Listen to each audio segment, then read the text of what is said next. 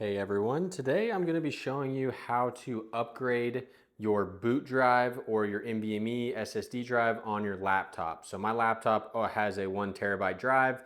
I just got this Kingston Fury Renegade G5, which is a 2 TB drive, and I want to replace it. So today we're going to learn how to clone your old NVMe onto your new one, and then how to install your new one and make sure everything is working properly. The only things you're gonna need is a 2 TB SSD and an SSD enclosure so that you can plug this one into the computer to clone it. I'll have links for both of these products down below.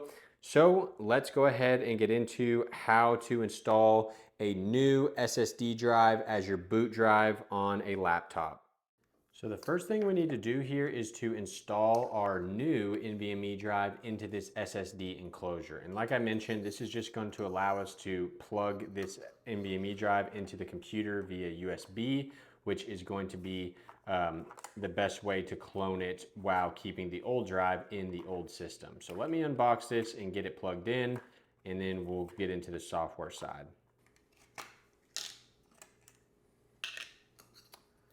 So how this works is basically plugging it in the same way that you would in your PC, like that. And then there's this little plastic thing right here that you have to rotate. It's kind of hard to get it rotated, but as long as you get it rotated even over like a quarter of it, that should be just fine, like that.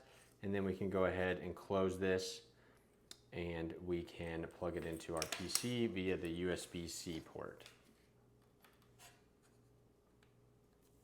From here, let's go to the File Explorer just to ensure that this new drive showed up. And if we don't see it immediately, just type in partition down here, create and format new disk drive, and you should see it show up right here, disk 1. We don't need to initialize it, so we can hit cancel here, but it did show up as a 2 TB drive right there, so that's perfect. We are looking good.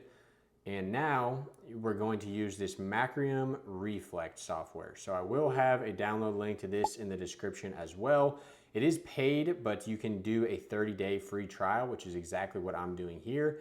And this software is what we're going to use to clone our first drive onto our second drive.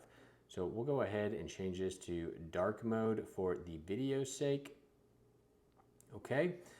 And now we are in the main software here. You can see the 30-day trial notice right there. So this is going to show our main drive, disk 1, and you can see it's got our C partition as well as some other little partitions it's made. We basically want to hit clone this disk, and then we want to select a disk to clone to, and we see our 2 TB drive right here. And now under this copy partitions button, we want to make sure we click shrink or extend to target disk. And that way we're going to use our full 2 TB drive. That's probably the most important part of this tutorial, is to make sure you click that. And now we're going to hit next. And you need to make sure you have BitLocker turned off. If you turn that on, you will know how to turn it off. It's not on most of the time. So we're going to hit OK here. And then we're going to hit next, next, and then we'll hit finish. Okay, so I will let this do its thing, guys. It may take a bit. It just depends on how much files you have on your main drive. But once this is complete, I'll show you what the next steps are. All right, guys, you can see here that our clone completed in 23 minutes. So it did take quite a while, but now we can hit OK. And we should be able to close this out.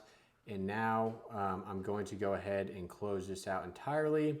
So now we just need to shut down our PC and swap out the drives. I've already gone ahead and removed all of these screws. Depending on your laptop, you may have a different amount of screws, but you just want to get something very skinny to kind of pry this up, and there should be some kind of plastic clips holding it in. And then you need to locate your NVMe drive. And you can see on this laptop, it might be different in yours, we have the NVMe drive underneath a little cover right here. So you do need a similar size screwdriver to take that cover off. Before we do that though, let's go ahead and take our drive back out of here. Should just be able to kind of move that, and this will pop up.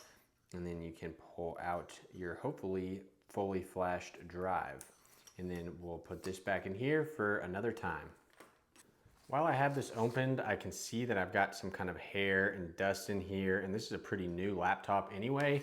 So I am gonna take a little portable electric duster like this one right here. I'll have one of these linked below as well, and just blow out everything I can. I'm not gonna do it with super high force.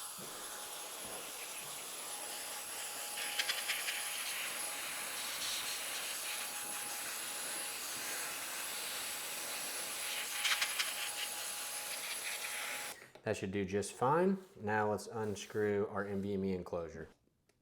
And it looks like this one also has a screw over here for the heat sink.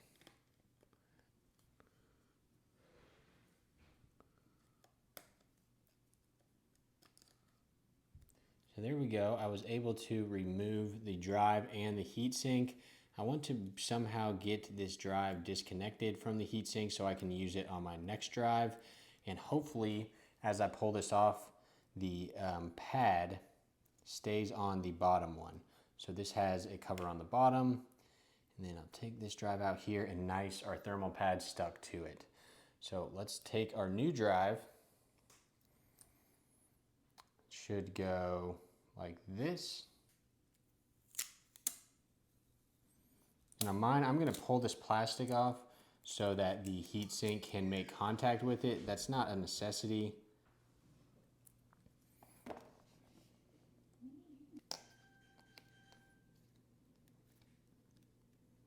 And then from here, you just wanna screw it right back down.